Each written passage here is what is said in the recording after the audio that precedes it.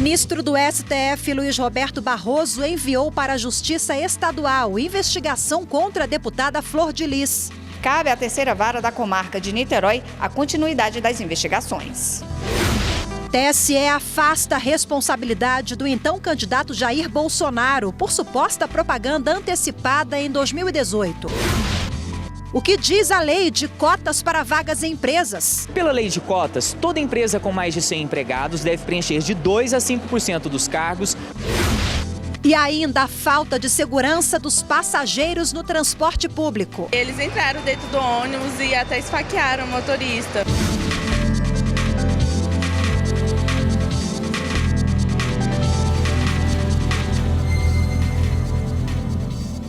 Olá, boa tarde. Boa tarde. O ministro Luiz Roberto Barroso, do Supremo Tribunal Federal, enviou para a Justiça Estadual do Rio de Janeiro a investigação contra o suposto envolvimento da deputada federal Flor de Lis dos Santos no assassinato do pastor e marido dela, Anderson do Carmo. E quem tem os detalhes e conversa com a gente ao vivo agora é a repórter Carolina Chaves. Olá, Carol, muito boa tarde para você. Boa tarde, Rafaela. Boa tarde a todos. Olha, segundo o ministro Luiz Roberto Barroso, cabe à terceira vara criminal da comarca de Niterói, no Rio de Janeiro, continuar a investigação para que apura o homicídio do pastor ocorrido em junho.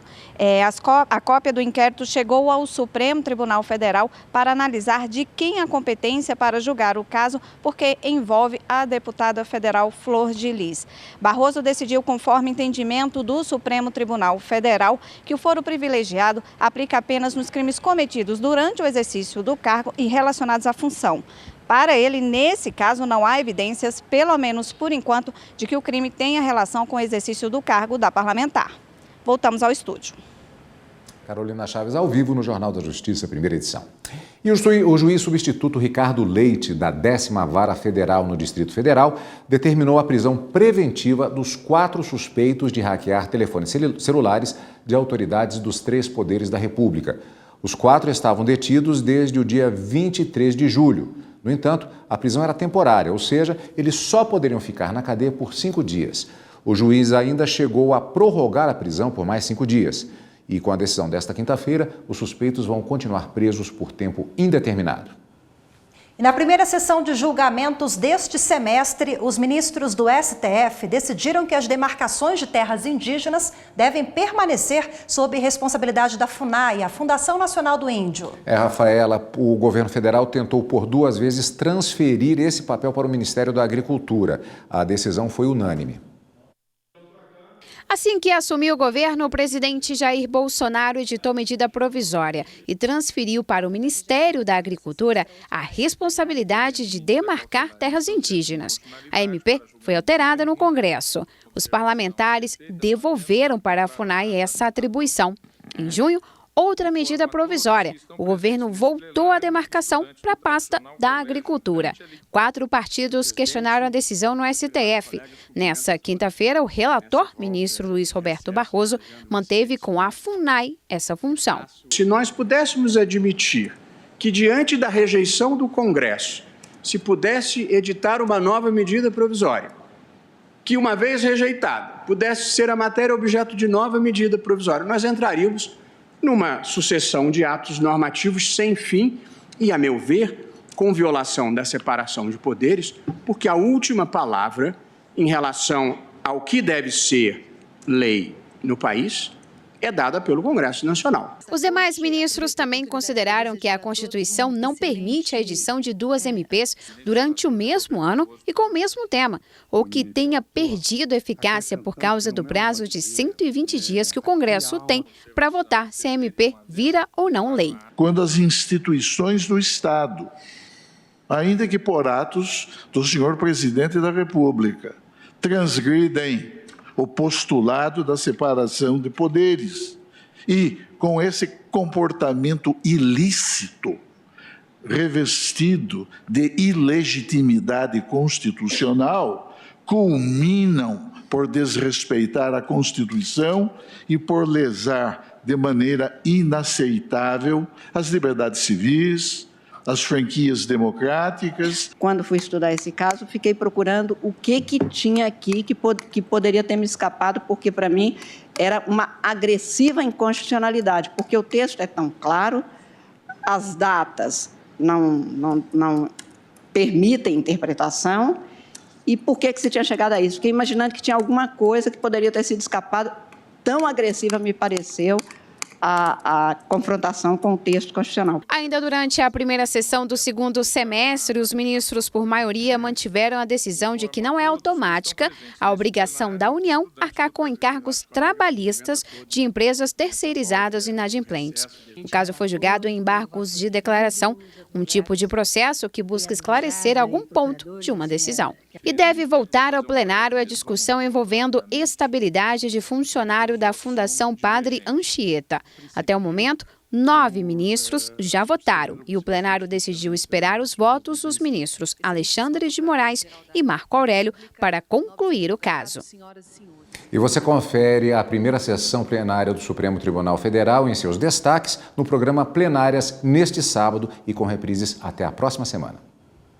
O Tribunal Superior Eleitoral realizou a sessão plenária de abertura do segundo semestre de 2019 ontem à noite. Além dos julgamentos, a presidente do TSE, ministra Rosa Weber, lembrou algumas atividades iniciadas pelo tribunal neste ano. Antes mesmo do início da sessão de abertura do segundo semestre, a ministra Rosa Weber lembrou do edital lançado para a compra de novas urnas eletrônicas e do teste público de segurança do sistema eletrônico de votação. Quanto à atualização do parque de urnas eletrônicas, após a audiência pública que realizamos no mês de julho para colher subsídios das empresas especializadas, está publicado o edital de licitação com vista à aquisição de novos equipamentos em substituição aos modelos de 2006 e 2008. Foram também iniciados os preparativos para a constituição da comissão avaliadora do teste público de segurança no sistema eletrônico de votação que será utilizado nas eleições de 2020. A presidente do Tribunal Superior Eleitoral também falou sobre as atividades do TSE em anos não eleitorais, além de destacar a implantação do processo judicial eletrônico na primeira instância. Estamos organizando para o próximo dia 30 agora de agosto, um encontro com os presidentes e corregedores dos tribunais regionais eleitorais para tratar do plano de ação das eleições municipais e do aprimoramento dos serviços eleitorais. Também terá início agora, no mês de agosto, a implantação do projeto judicial eletrônico nas zonas eleitorais, em cumprimento ao cronograma estabelecido na Portaria 344. No julgamento de processos, o plenário manteve o entendimento do TSE de que não cabe a aplicação de multa em enquetes eleitorais. O Ministério Público Eleitoral queria que um candidato a vereador da cidade de Mairiporã, em 2016, fosse multado por causa de uma enquete realizada no Facebook durante a campanha eleitoral daquele ano. Os dados publicados pelo recorrido em sua página pessoal do Facebook, desprovidos de qualquer cunho científico, indicações de percentuais e cargo almejado, não caracterizam pesquisa eleitoral, pois não são aptos a iludir o eleitorado e mais se assemelham a enquete. Os ministros também negaram um recurso do Ministério Público Eleitoral contra o presidente da República, Jair Bolsonaro. O Ministério Público afirmava que Bolsonaro, então candidato à presidência, teria usado um outdoor para fazer propaganda antecipada no Espírito Santo, mas o recurso foi negado pelo plenário. O advogado Carlos Veloso Filho tomou posse na noite desta quinta-feira como ministro substituto do Tribunal Superior Eleitoral. A solenidade de posse contou com a presença de autoridades como o presidente do Supremo Tribunal Federal, ministro Dias Toffoli, e a procuradora-geral da República, Raquel Dodge.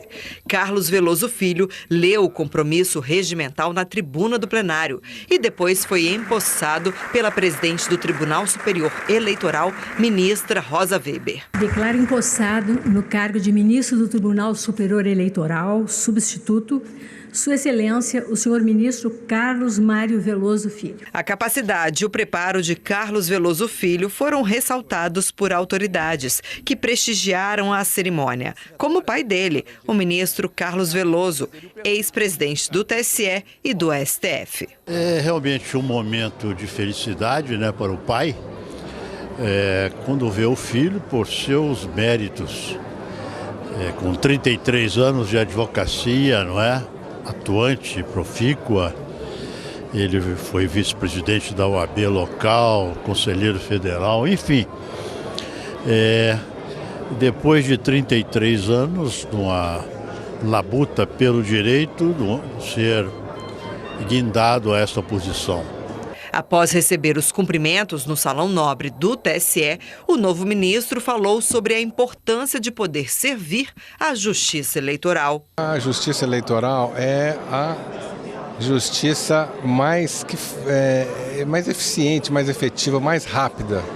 Formado em Direito pela Universidade de Brasília, Carlos Mário Veloso Filho atuou como conselheiro federal da Ordem dos Advogados do Brasil e como vice-presidente da OAB do Distrito Federal. Atualmente, integra o Conselho Superior do Instituto dos Advogados Brasileiros e o Conselho Curador do Instituto Vitor Nunes Leal. Além disso, ele é autor de várias publicações e atua como palestrante em temas relacionados à prática do direito perante tribunais superiores brasileiros. E a seguir, a inserção de pessoas com deficiência no mercado de trabalho. Começou na limpeza, foi promovido, agora é auxiliar administrativo e até ensina Libras para os colegas.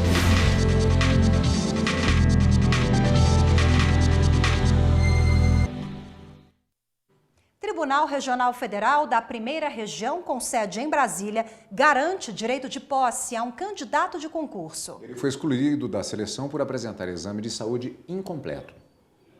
Para a quinta turma do TRF1, não é razoável eliminar o candidato em uma das etapas do concurso da Polícia Rodoviária Federal apenas pela apresentação incompleta do exame de hepatite B.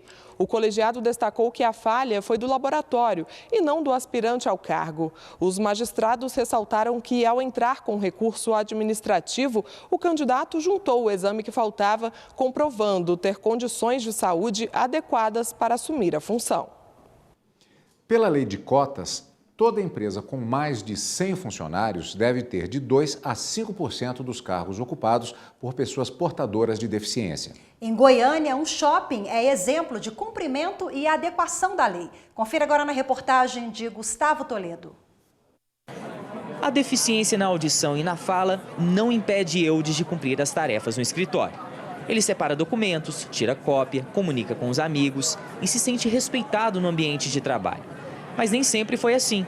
Com a ajuda da colega Morgana, Eudes conta na língua brasileira de sinais as dificuldades que enfrentou em empregos anteriores.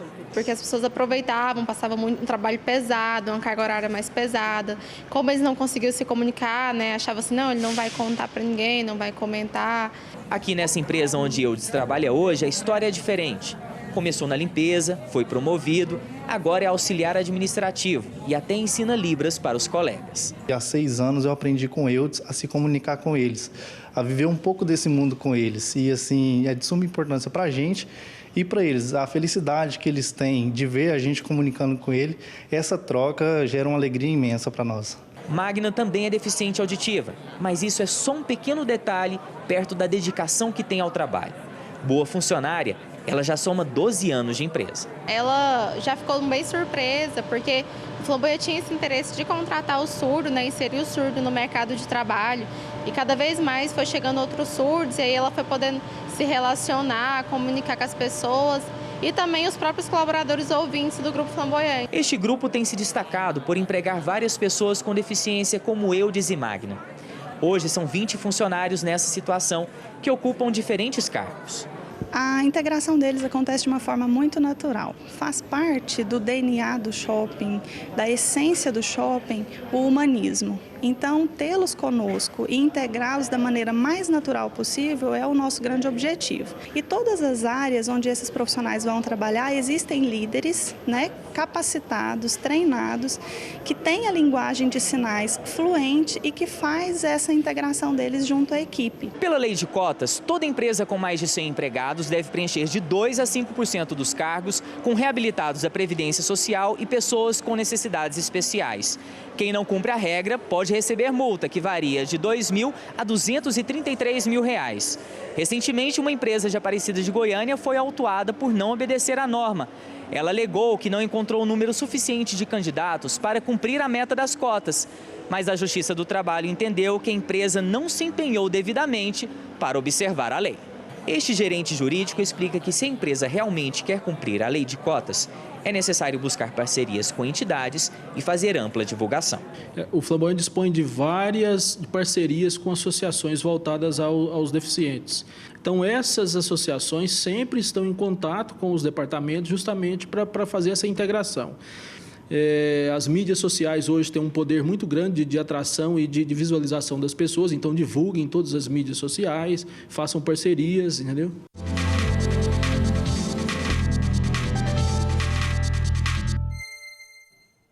E a gente continua neste assunto agora aqui no estúdio conversando com a advogada pública federal, Débora Vasti. Muito obrigada pela participação em primeiro lugar. Boa tarde. Boa tarde.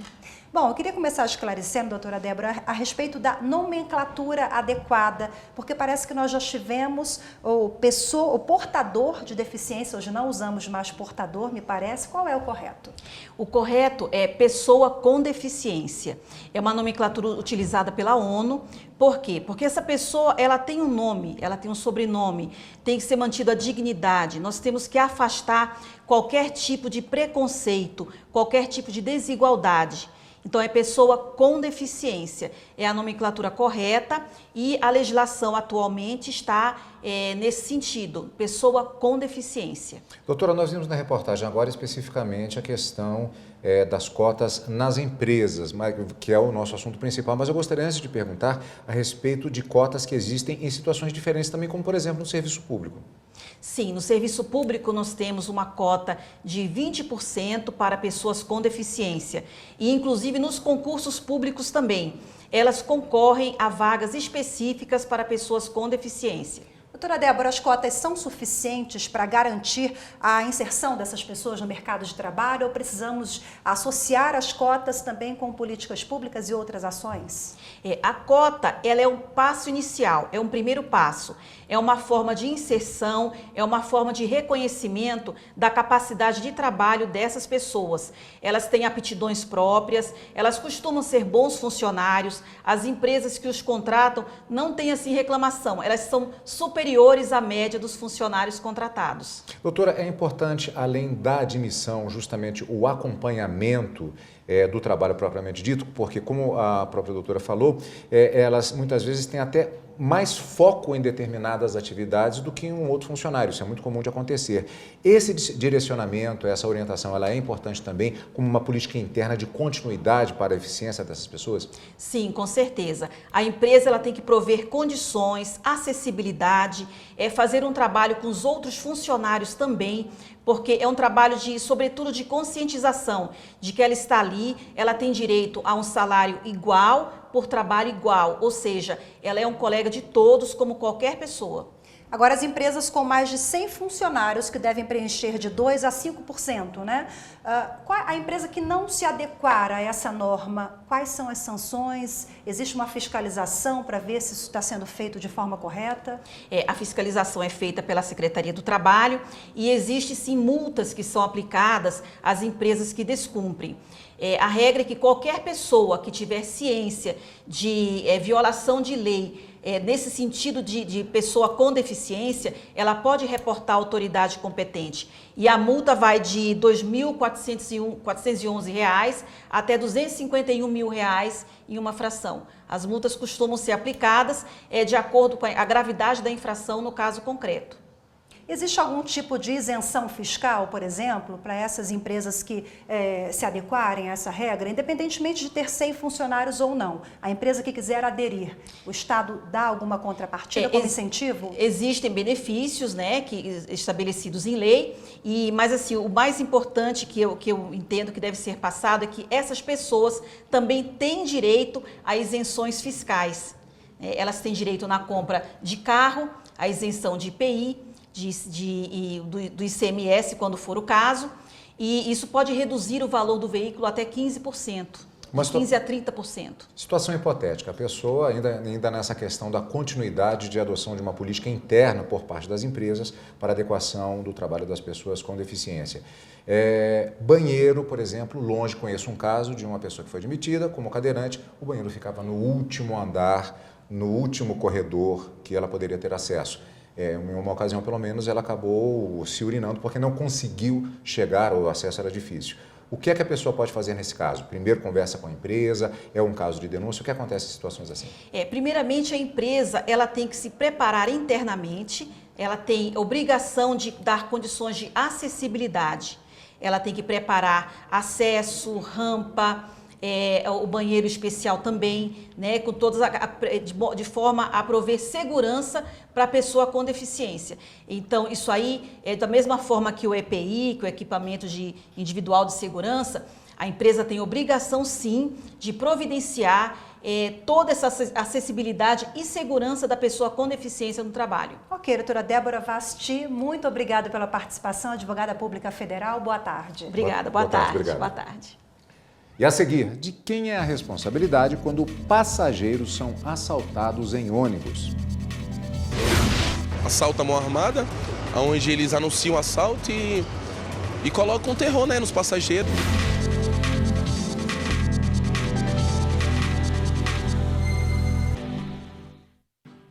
O Ministério Público do Distrito Federal e Territórios determinou que a Claronet, sob pena de multa, corrija a propaganda enganosa sobre o alcance da tecnologia de fibra ótica. Para o Ministério Público, a empresa omite a informação de que a fibra não necessariamente é levada até a residência do consumidor. Se descumprir a decisão, o valor da multa pode chegar a 35 milhões de reais. A decisão vale para todo o país.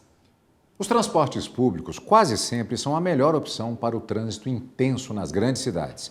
Mas muitas vezes eles não oferecem a segurança necessária à população. É o que você acompanha agora na última reportagem da série Transportes, produzida pelo Superior Tribunal de Justiça.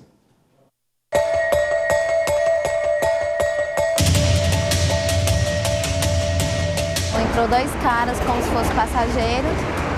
Sacou a arma e pediu para todo mundo passar tudo. Perto da minha casa houve um assalto em que eles entraram dentro do ônibus e até esfaquearam o motorista. Por onde que eu moro acontece com frequência, né? Assim, assaltos no ônibus, sempre há algum caso. Sempre a gente ouve casos sobre isso. Quando eu estava dentro do ônibus, a primeira coisa que foi, entrou dois camaradas dentro do ônibus lá, anunciou o assalto. Eu estava lá atrás, ele foi assaltar a gente dentro do ônibus, levaram o documento da gente. Só nesse dia foram umas 30 pessoas que foram assaltadas dentro do ônibus.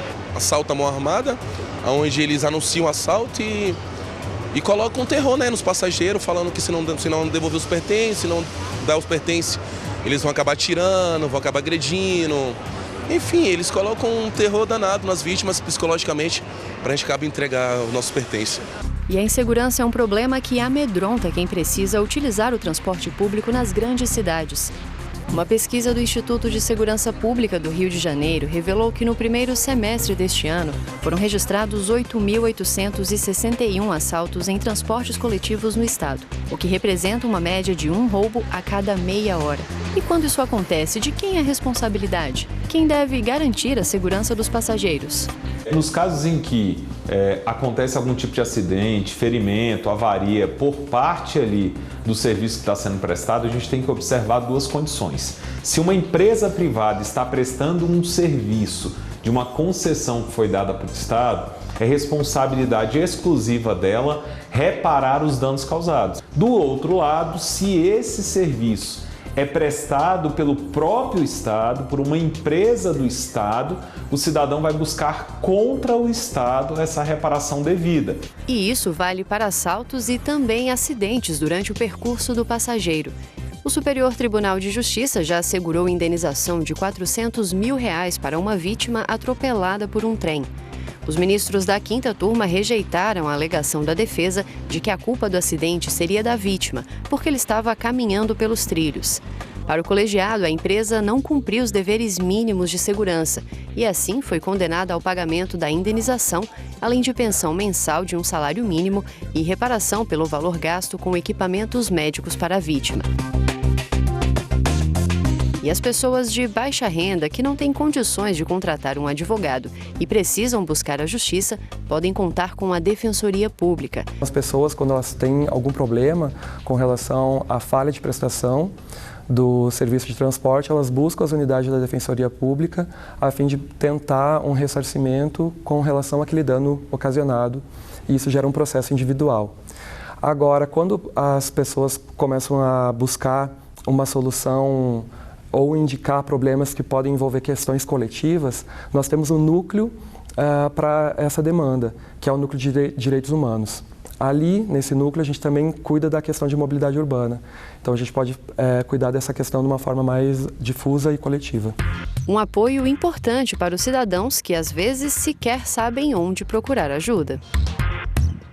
Com certeza falta informação para os passageiros, tanto que quando eu fui assaltada, a gente só seguiu viagem. A gente não soube recorrer em nenhum lugar. Se a gente tem avançado em termos de transporte público, eu acredito que o problema ele ainda está muito longe de atingir uma fácil solução. Há que se pensar um pouco mais a longo prazo e não apenas para resolver problemas pontuais da população hoje.